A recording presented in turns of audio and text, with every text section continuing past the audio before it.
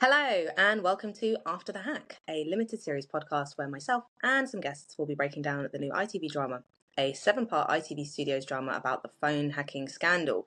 We're going to be doing a deep dive into the hack and what came after. So the show stars David Tennant, Robert Carlyle, and Toby Jones, and was produced by the team that brought us Mr. Bates versus the Post Office. To kick things off, we are doing a preview episode. We haven't seen any of the episodes yet of this new drama, and we're going to be discussing what to expect from the hack, how true it is to real life, who might be a little bit mad about the show coming out, and more. I'll be your host. I'm Banteca. I'm a freelance journalist, and I'm the founder of Naked Politics, a media and education organisation for young people. I'm very lucky to be joined by Mr. Peter Jukes, co-founder of Byline Times and author of 3 books on Rupert Murdoch. I'm also joined by Tom Chivers, researcher and campaigner with the Media Reform Coalition. And we've also got Femi Oluwole, anti-Brexit and human rights campaigner and journalist, and also friend of Piers Morgan.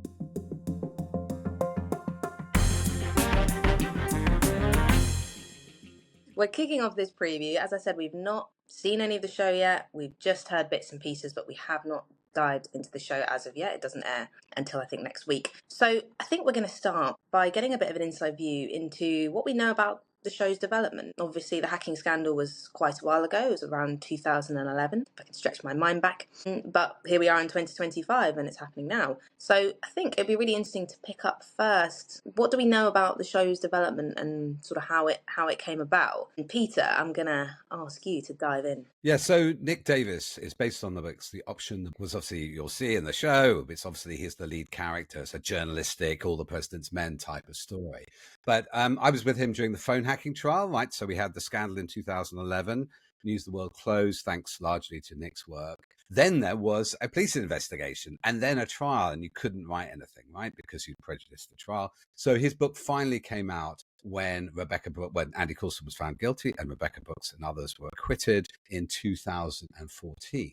Now, I know all this because Nick was at various Byline festivals and I know him quite well. George Clooney optioned the book. He was going to make a great movie called Hack Attack. What happened? Well, he couldn't raise the finance. And that's because, as Nick has said in public, I think, that nobody wanted to finance a movie against Rupert Murdoch because they're all in the same business. Anyway, flash forward to about 2021, and I met Patrick Spence. He'd optioned Nick Davis' book and was going to do this and other shows like the Post Office scandal. So he began developing that story. Now, he approached me and Alistair Morgan because we'd written a book which heavily relates to this and peripherally appears in this story. But Alistair didn't want to tell the story this way. We didn't get involved. So anyway, at least since 2021, 22, they've been developing the script. And it comes from Nick Davis's book, plus one of his sources and one of the detectives on the latter investigations, the Daniel Morgan murder. Let's not go down the rabbit hole quite yet. Dave Cook, who's obviously clearly, from what you can see, a major other character in the story, played by Robert Carlyle.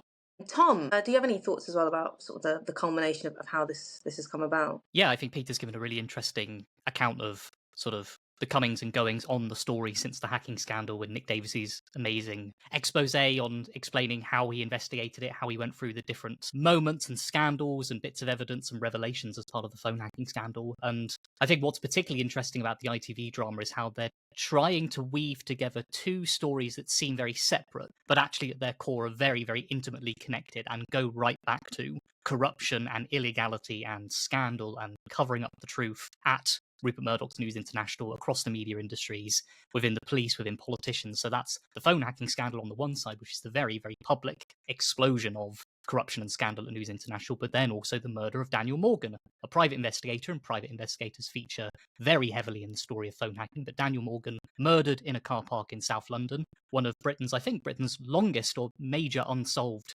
murders in our criminal history. But the investigations into that tie in very closely with the deep, dark web of private investigations of corrupt police officers, of payments from News International and other tabloid journalists for information. So I think it'd be very interesting to see how this ITV drama, which tries to sensationalize something which is already very sensational and scandalous and dark and gritty, trying to weave those 2 stories together, I think is going to be very interesting to watch. Yeah, I mean, do you expect them this is obviously just a shot in the dark, you've no idea because we haven't seen it, but are you hopeful that there is going to be quite an accurate depiction of some of that really quite dark, murky stuff? I think from what we've heard of the preparations that the kind of production team have gone into, with the drama is that they have done a lot of research and they have read all of the reports, all of the investigations. They've gone back over not just Nick Davies' book, but the many other books that have been written on both of these scandals. So I think they've got enough material to cover 7 episodes. They've probably got enough material to cover 700 episodes across each of these scandals. I think the accuracy of it is what makes it so rich and so interesting, is actually you can't believe some of the stuff that was discovered in these documents. It sounds like fiction in many cases, but it was at the core of the most popular newspaper in this country and at the core of the Metropolitan Police Service and of this network of private investigators. I think what they have said is that each episode is they're going to swap between the 2 stories between each episode, and they're presented in very different styles. One is a sort of classic police gumshoe investigation into a murder, and the other is a scandal at the top of media and political power. And they've explained in some of their interviews, the production team, we try to weave these 2 stories together. Eventually we land at the middle when Dave Cook and Nick Davies come together in their 2 investigations. So I think the accuracy of the amount of evidence and information they have will be core to how well they can sell both those stories. Yeah, I think that's a really interesting sort of narrative setup, to have these 2 kind of distinct stories where we eventually see them weaving more and more together. And it's going to be really interesting, just as a kind of avid TV watcher, to see how they do that and see if they can execute that well as well. And you've talked as well, Tom, about this idea of this is so sensationalist, they don't need to make it more sensationalist to make interesting TV. But that feels like, in a way, this brings us back to the moment we live in now, which is that kind of feels like everything now. It kind of feels like, well, everything's ridiculous and over the top, and how do you parody somebody like Donald Trump? Or we live in this kind of extra saturated time where it's so outlandish that it's better than better than fiction almost as well. So maybe that'll be a feeling that kind of resonates. And on that point, it's exemplified by the fact that Alistair Campbell doesn't need Malcolm Tucker or Peter Capaldi to play himself anymore. He can just do it himself, because the reality is weirder than the fiction. It's quite self-parodying. We've already picked up on this idea that he's playing himself, which I don't really get, because I don't know why you'd want to play yourself when you're like 15 years older, but you're playing yourself. If I wanted to be played by someone, I'd want to be played by somebody else who looks much better than me personally, than myself 15 years down the line. But that self-parodying thing I think is really, really interesting as well, because I remember he really didn't like the concept of Malcolm Tucker when that show came out in the thick of it, and now he's almost maybe happy to play into it, which is quite interesting. Femi, I want to bring you in a little bit more as well. Myself and you and Tom as well, we're all quite similar, I think, in age. Or Tom, I believe you're the youngest, but we have less of a kind of lived memory perhaps of the hacking scandal. My main memory of it was probably the pie to the face kind of inquiry moment. Was it a pie? It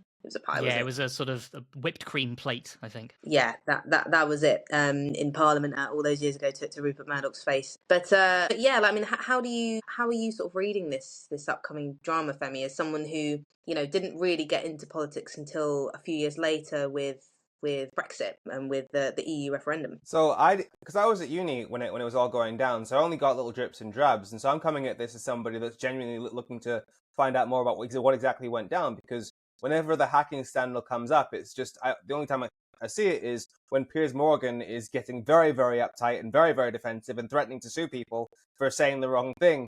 And so anything that makes Piers Morgan uncomfortable is something that I find deeply entertaining. Do we think he's going to be mad about this? Oh yes, I look forward to his suffering. I must say, it doesn't appear on the cast list, does he, so far? Really?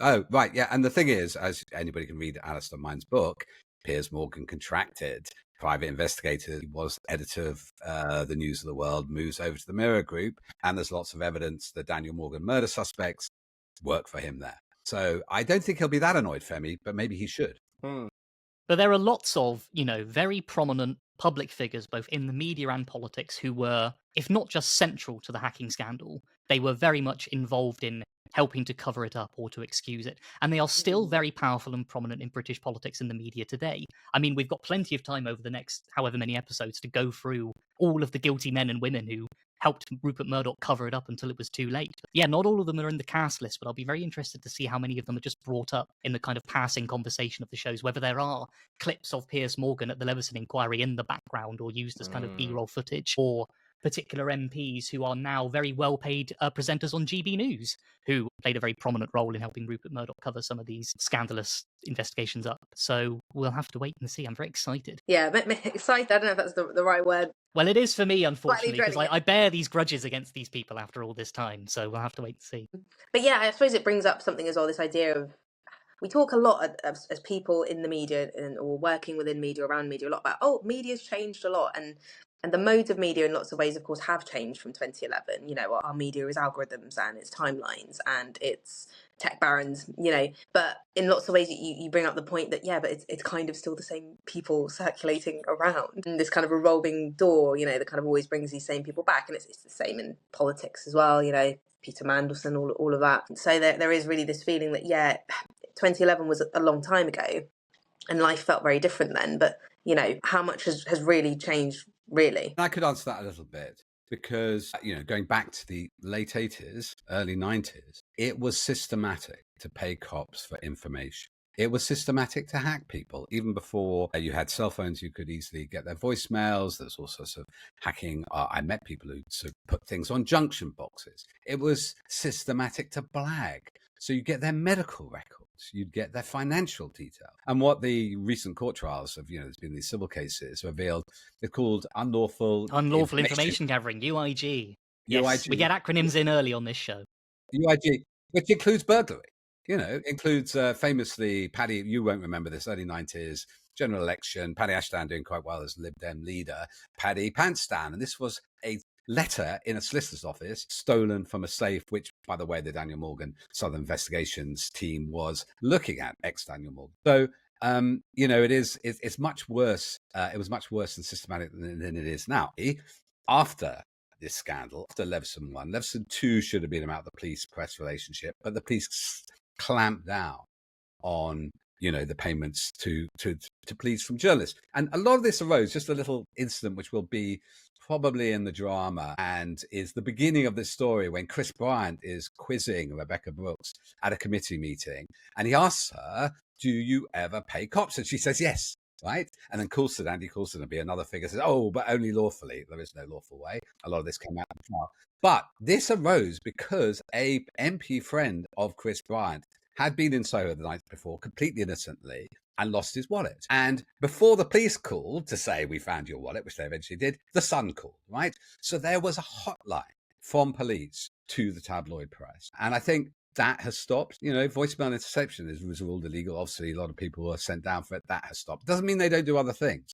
But this vast privacy intrusion, that was systematic. Privacy intrusion was their business. Once they sort of started losing sales against TV and against the internet, what they went with, let's get the stuff of people's private lives nobody else can get. Yeah. But I think also, as well as the really illegal stuff like the phone hacking and the blagging and the tapping, we know from very credible allegations in court cases that have been ongoing until just this year that kind of behavior had continued up to the phone hacking scandal, perhaps even during it, and perhaps even beyond it, and maybe even up till today. Those practices may not have stopped, even when it became the most explosive public scandal in modern times. But beyond the sort of the like practices of illegal information gathering, there was still like a pervasive culture of intimidation, harassment, bribery, the way that sort of targets of tabloid stories would be a journalist would phone you up and say, we've got a really horrible story about you, and we're going to put it on the front pages of the biggest newspaper in the country tomorrow morning. Unless you give us your story now, and we'll give you a more favorable side, we'll give you a more favorable representation. You can tell your side of the story if you come to us first. The person blabs their whole story on the phone, desperate not to be exposed, and then the newspaper puts both stories in anyway. There was this really scummy, pervasively toxic culture at the heart of tabloid journalism in this country, which we can still see going on today. The methods may be very different, the outlets may be very different because they're primarily online, they're primarily aimed at an international English language audience rather than just the UK. But those same tactics of getting a story by any means, no matter how much abuse, no matter how much intimidation happens, that's still there at the core of our newspaper industry. And at the core of that problem is simply a lack of morality at the top. There is no barrier that is punishing or holding to account or sanctioning journalists who are not acting in the public good. Because obviously I've been in this game for a little while, and I've spoken to so many people who work at these media organizations, and I'll speak to them about a topic, and there will be no element of in the way they're talking about it that implies that they actually care about the outcome of what they actually say to people. It's just, will this get clicks? Will this get views? How can I peg this? How can I make it relevant? Can I sell this to my editor? It's never about, will actually telling this story in this way help people or not. They don't actually care. And so that lack of morality has to come from the top. But also, I think because there's so few tops, Femi, i.e., we've got a more and more concentrated media business. It's generally our newspapers are owned by foreign, domiciled overseas for financial and tax reasons, billionaires.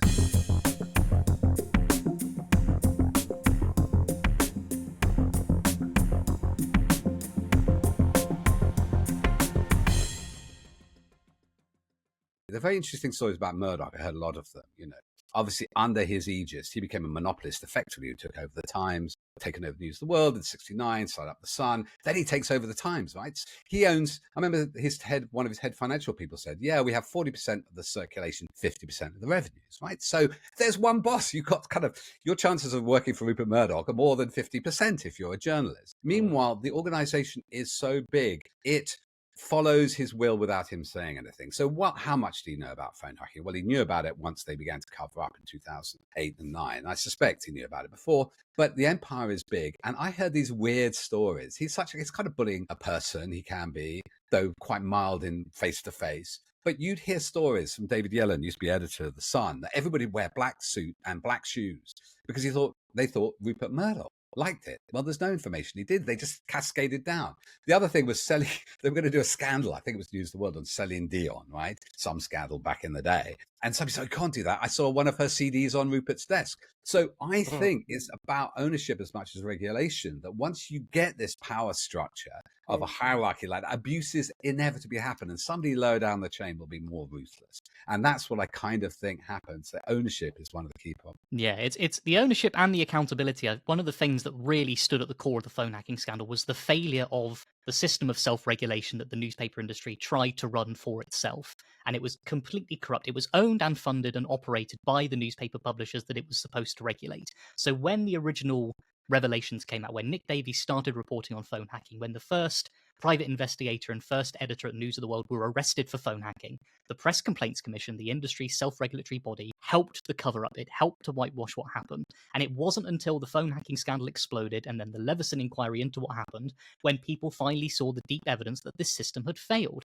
The real scandal for me of if we're talking about after the hack, what happened after the phone hacking scandal, is that nothing has changed. That same model of corrupted press-owned self-regulation is still in place. So after all of the sort of crocodile tears from the executives and the apologies, this will never happen again, this can't happen again, nothing has changed. We have the same structural failure, the failure of policy and the failure of regulation, the lack of accountability to hold these newspapers to account for their amazing abuses of power. That still hasn't been resolved. And just to quickly pick up on what you said as well, Peter, about this idea of ownership and everyone sort of cowering down to this one kind of individual at the top. And I feel like the British scandal sort of TV genre is a very British thing. I don't know if many other countries seem to love a scandal as much as we do, but one American TV show, which was written by a Brit, ultimately, Jesse Armstrong, is Succession. I'm sure some of you have watched it as well. That was very good. It was fictional, obviously, but also the idea that it was loosely based, at least somewhat, on Rupert Murdoch and perhaps other media barons as well. And I'm thinking of the likes of Robert Maxwell, who was another one who sort of created this terror, this kind of fear around him. And yeah, I think shows like that as well have been really good at sort of demonstrating and reflecting the consequences of creating that kind of a sort of tight hierarchy. I mean, this idea that people were wearing black just on the vague idea that that's what Rupert Murdoch liked, I mean, this is simply not healthy as a workplace at all. And essentially adding to that, it's like we're seeing the effect, that chilling effect of you act in accordance with the perceived wishes of the people at the top. We're seeing that with people like Stephen Colbert, with people like Jimmy Kimmel, people who have lost their jobs because the people in their organization thought, well, we have to do what we can to keep the people at the very, very top happy. And in that case, it happens to be the president, but it's the same principle. And look, the thing is, I recently wrote an essay, plugging my work at Byline Times here, and was comparing Musk to Murdoch, right? Because at some point, they're at the Super Bowl together, I think in 2000. And Musk gets furious because Joe Biden's tweet, "Go Eagles," does better than his, right? And he goes back and changes the algorithm. So he's recommended 10,000 times more than Biden. But at that moment, their wealth crossed over. And so we have with Elon Musk, somebody, with Rupert Murdoch, I mean, maybe it lasted a bit longer. He used to go down in the back door of number 10. Let's be clear, They'd always invite him in at these parties, any sort of potential candidate for prime minister go and bend the knees, these famous News International summer parties. But he did at least go in the back door. Musk came in the front door with a chainsaw, and Doge directly downloads the data of these government departments. Musk could buy out Murdoch 20 times over. right? The amount of money is worth and the amount of money Murdoch's worth. So it is obviously a British problem of self-regulation. But there's an international problem of media agglomeration, of media ownership concentration. And it's moved from, the classic publishers. News International had television stations, had books, it had newspapers, had advertising. Now it's these online platforms. So there's something like the Succession story. The Succession story, they do have an analogy to the phone hacking story, but it's about what happens on their cruises. So people being killed. And it's very similar. Though Jesse Armstrong said he's inspired by, as you make the point, Fonseca, he's inspired by several oligarchs, including Redstone or whatever in America. But this has not gone away. This has kind of accelerated this problem of billionaires framing our ideology, framing the way we see the world. Yeah, and also it just makes me think of, because fundamentally a lot of this is about information and who has what information and of course how they get it. And I'm thinking a lot about the ways in which it's perfectly legal for so much information of ours to just be scraped and collected and held indefinitely in God knows how many sort of servers, and that's all legal. And so it's strange, isn't it, to think in such a short period of time how much that kind of the landscape of who owns what information and how they collect it and get it, it's just completely different. And again, the regulation probably just hasn't kept up. Yeah, can I just make one point? Because I love to hear other people who are a bit younger than me's thought on this. But when I was sitting through the phone hacking, which is all about unlawful information gathering, that was exactly the moment, and I got involved with this with Carol a bit in a sort of peripheral way. Cambridge Analytica was set up, right? So, and I think that to me is the tragedy of what happened, is that really people perceive to get away with it. So if you were Alexander Nix or Steve Bannon, who set up Cambridge Analytica exactly the same year when that trial was going on, December 2013, you're going, and especially later, so they got away with it. So the deterrence for anybody, and this is a deeper hack. I was one of the victims of the Facebook hack. This is your digital life. That scraped all the friends and all the posts and likes of 77 million people. I didn't join that app. Somebody I knew did, and therefore they scraped my data. This is a deeper hack. They're now really hacking our souls. I didn't say hacking our souls, by the way, hacking our souls. Oh, right. I thought you said our souls. Is it our souls or arseholes? It could be true if one applied to them and one applied to us. That would have been a Macmullen defense, wouldn't it? Back in the day, we're hacking arseholes, so it's all fine. All good. We're doing it for the greater good of hacking bad people. But I mean, that's, the way that obviously the media landscape has changed so enormously since the hacking scandal. And that will be one of the defenses or one of the attempts that the corporate newspaper industry tries when this is out. They will either try to ignore it and claim that, it's a nice little quaint piece of television, but let's not talk anymore about it. Or if there is a real public response, they will use the same tactics they tried to use in 2012 onwards to bury it and to say that it isn't important, it doesn't matter, it's old news, something from the distant past. But even though the media landscape has changed, the motivations and the incentives are the same. It's how do you get money from advertisers? How do you get people looking at your content so that advertisers will come to your newspaper or to your social media platform and give you money? Rupert Murdoch has spent most of the last 15 years since the hacking scandal running his newspapers as a loss-making operation because he likes the power, and he's been desperately scrabbling around selling off all of his interests in other areas so he can keep his prized possessions going. What we saw with Elon Musk was something of the same. He bought Twitter, all the advertisers ran away, and he was in a scurry to find some way to keep making money from it. But he's going to keep it going, even if it's loss-making, because it gives him power. Those same two parallel processes have played out, whether it was the major tabloid newspapers in the 90s and 2000s, or if it's the social media platforms today. The motivations and the incentives go down to how do you make money off of exploiting people's attention? Yeah, that's it, isn't it? I want to ask as well, a bit of a fun question. Who we've mentioned, I think Piers Morgan a bit already. We'd have to keep talking about him. Who do we think is going to be? Are there any specific individuals, or maybe organisations, but specific individuals would be more interesting? Who's going to be mad about this, and who might feel vindicated by this? Aside from yourselves already on the panel, maybe, but who might be feeling really good about this as well? So I answer that. Yes, I mean I understand. News UK, whose chief executive Rebecca Brooks went through an 8-month trial. She was found innocently of knowing about police bribes and conspiracy to pervert the course of justice and phone hacking. But, usually just that you're under suspicion of that, or you missed all that by having sort of a dozen of your employees banged up or pleading guilty to those charges, you would be deemed a rather inefficient CEO. No, she returns to exactly the same job. I don't think she would be happy to have this resurrected. She is in the cast list.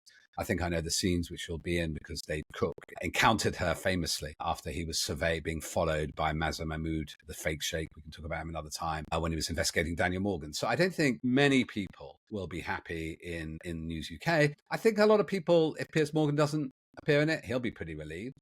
There are other people's names I'm surprised don't appear in it. Vindicated should be the journalists who were, like Nick and others, who were hounded, who were threatened, whose houses were broken into. I remember a quote, I can't remember the attribution. Rebecca, tell me if this is wrong, but it has appeared in print and not been countermanded. When they first broke the scandal, Rusbridger and Anna Rusbridger, the editor of The Guardian at the time in 2009, when they first broke the scandal, and she was asked, how do you think Rusbridger will respond to this? And her response was, by coming to me on his knees. It was a cartel. It was a mafia. It had its own omerta, code of silence. And that was broken, I think, still shocks. Femi, have you got any thoughts about who might be mad, who might feel good, who might be vindicated? Well, primarily in terms of vindication, the parents who lost their child would be the main ones that would be feeling actually we're getting some real light shone on what was done to us. In compromising a police investigation, the belief that their kid might still be alive, that's, yeah, any light that gets shone on, the better. As far as who might be angry, I mean, it would be the usual suspects. And I think, for me, I mean, given that the core premise of this is, do these people prioritize the public good over their need to get clicks? That's the fundamental thing. And I think that loss of trust in the British media, which has been going down, especially since 2016, that will be really, really crystallized within this show, I think. Yeah. And I definitely hope on the political side as well as those media actors. I mean, there's such a blurring between the lines between the politicians and media anyway, isn't there? I hope that, the likes of David Cameron aren't too happy. I mean, there's a long list of lines across his party lines as well in terms of, politicians who are, who are somewhat implicated in this as well. I believe the show's going to stretch from is it going to start in the Tony Blair years or hint into the Tony Blair years and cross over into David Cameron? It starts at the very tail end of the Blair era, maybe Right. just as Gordon Brown is about to take over, carries on into the very beginnings of coalition government under David Cameron. Yeah, and the likes of, Tony Blair, we all know the story. He had to basically get Rupert Murdoch's permission to essentially be able to become. He travelled to his private island. He godfathered, or Rupert Murdoch godfathered one of his children. So there's forget about the ballot box. Forget about it. You just need to be on Rupert Murdoch's side, and you'll be in power. I mean, there's a whole generation of politicians who do or may feature in the programme, judging by the cast and credits, who are still around today, who still haunt our sort of national politics, like ghosts at the feast. And Tony Blair is working with Donald Trump as we speak on issues around Gaza. So these people still haunt our political today. More relevantly, I think, in terms of recent history, Michael Gove was a great favourite of Boris Johnson's. The secret dinners with him revealed way after Brexit, so 2016, 17, 18, with Johnson. Boris Johnson said it was left-wing codswallop, the phone hacking scandal. Is lots of pictures of him and Rebecca Brooks. We always talk on Byline Times about this, the political media class. It's the same class. I mean, Boris Johnson and Michael Gove were columnists in the Telegraph and now the Mail and in the Sunday Times. Gove got a huge book deal, so like $250,000 for a book I don't think he's ever delivered. And so, this corruption. He's now editor of the Spectator, if I'm not correct, as well. Indeed, he is. Yeah, and I think it was Osborne who was. George Osborne, obviously Chancellor under Cameron, who recommended Andy Coulson. And he became editor of the Evening Standard. There are nuances in this, just as a little aside. When Gove, interestingly enough, appointed Dominic Cummings, wanted to appoint him as SPAD in about 2010, Coulson, the scandal hadn't been exposed, he was still head of communications, said, no, he's too extreme. One of the inadvertent consequences of Coulson going is we get Cummings back in government and we get vote leaves. Even on the right and in the sphere, there are different forces. There are good ex-editors there. David Yellens was editor of The Sun. He's very open about it. I'd say Alastair Campbell has, for whatever his wrongs over Iraq and things like that, he has a more nuance. He was very much part of that system. He was a political editor of the Mirror. But he does excoriate. He said it did, it was, and he excoriates some of his former mates, like Piers Morgan. Well, I think we're going to draw things to a close, but I'd like to end on a bit of a happier note than that it's all we're all doomed. Is there anybody acting-wise who we're excited about seeing in this drama? Do we think anyone's going to be particularly good, or have we got any question marks around any of the actors in particular? I think, they're going to play that person. Well, let me leap in because I know a lot of the characters involved. I love Robert Carlyle, and I know Dave Cook, who is playing. I can't imagine two people who look more different. But then again, and Toby Young, I love Toby Young. Alan Rusbridger is tall and slightly Mandarin. And if I got What I have heard, because I know some people have seen it, is that David Tennant's excellent, and it's very fizzy and it's fun. Okay, Tom, what about yourself? Yeah, I'm really interested because I'm a real nerd on all of the backstory to like the committee hearings in the build up to the scandal, all of the Leveson inquiry, all the testimony. But actually, a lot of those moments were very powerful. They were very human. They were tense. They were angry. There was shouting and like real sort of, some of these committee events resulted in more hacks happening or more surveillance. Members of those committees were followed by News of the World reporters to try and stop them. So I'm really interested to see how some of those minor characters and those moments are played out, because you can go back and watch the recordings of a particular select committee hearing or of a moment from the Leveson inquiry and see that, yeah, these were really intense emotional moments for some people. Does the drama capture that as well as real life? I mean, are the particular actors underplaying it, overplaying it, playing it about right? That's something I'm really interested to see. Yeah, it's a bit of a difficult one when someone's experienced something in real life, or even when something goes from being a book to a TV show. There's always going to be people who are like, it didn't happen like that, or that was wrong. But we also have to accept that different narratives and different sort of modes of telling a story have to always do things a bit differently. So Yeah. maybe you'll see something visually rather than hear something someone said that you know. And that visual, we have to accept that a little bit as well, don't we? Yeah, there's that one moment, Peter, you might remember this from Nick's book, but at one of the committee hearings, he talks about how they were really nervous about presenting some of this information. Alan Rusbridger, his editor, said, well, if you get a bit too enthusiastic, I'm going to grip your knee under the table. Now, if I'm a TV drama writer, how lurid do you make that grab under the table of Alan Rusbridger trying to calm his colleague? We can picture an extreme close-up of David Tennant's knee as Toby Jones squeezes it in an intense moment of knee squidging action under the table at a select committee. I mean, I was a dramatist, TV dramatist for many years. You How shouldn't. many hats do you have, Peter? You get old, you get more of them. Don't avoid the obvious, Tom. That's great. Never miss the cheap shot. Femi, anything acting-wise or sort of drama-wise you're looking forward to, you think sounds might be good or Well, not? I'm coming at it as an MCU nerd, so for me, David Tennant is Kilgrave from Jessica Jones, and so he was outstanding in that, and so I look forward to seeing him in this. Yeah, he kind of just smashes everything he does, to be honest. I think he's an incredibly sort of malleable actor in that sense. And I'm pretty sure he's good in a sort of British TV recreation scandal type thing as well. Well, thank you very much, everyone. I don't know about you guys, but I'm actually super buzzed and interested now, even more so, to get into this drama. So that was our little preview episode of After the Hack. The Hack is coming out at 9 p.m. on the 24th of September. So join us after that as we explore each episode on After the Hack.